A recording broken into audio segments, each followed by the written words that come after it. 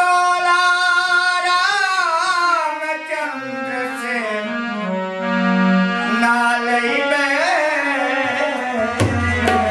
नैया। कभी कभी भगवान कभी भक्तों से काम करे। जाना था गंगा पार प्रभु के मठ के नाम चले। जाना था गंगा पार प्रभु के मठ के नाम चले।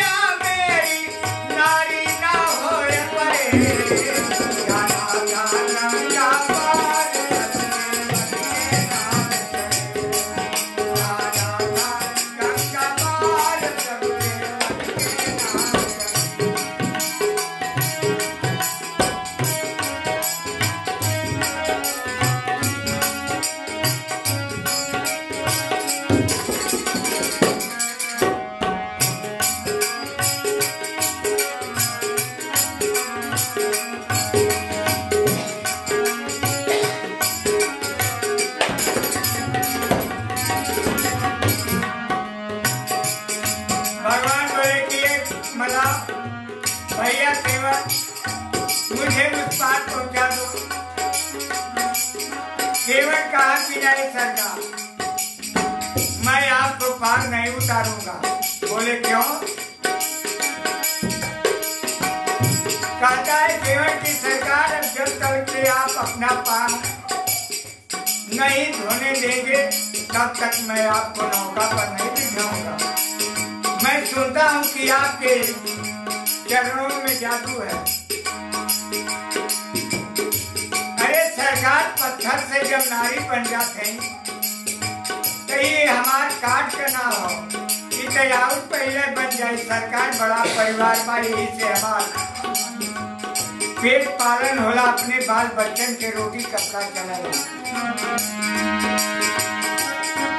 भगवान मुस्कुराने लगे।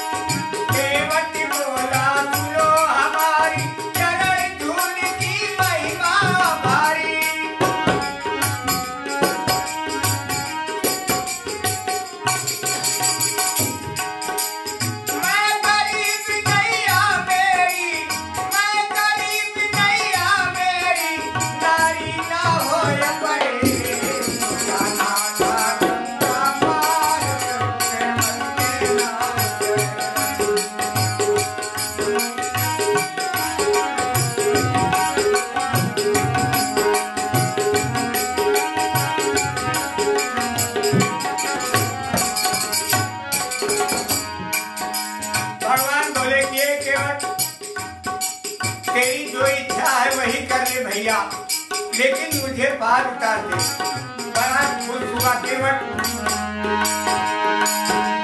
केवट दौड़ के जल भर लाया, चरण धोए चरणामृत पाया।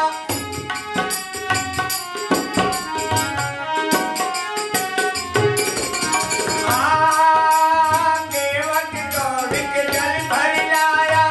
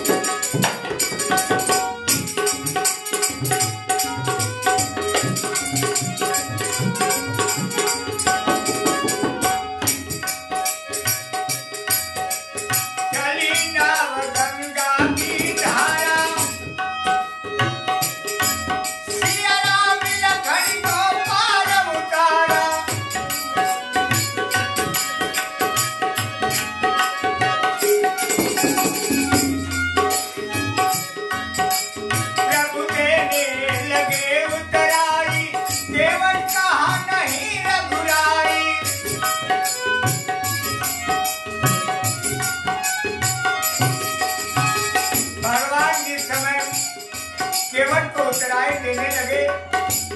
केवट भगवान के चरणों पर गिर पड़ा, कहता है सरकार मुझे एक ही चीज दीजिए,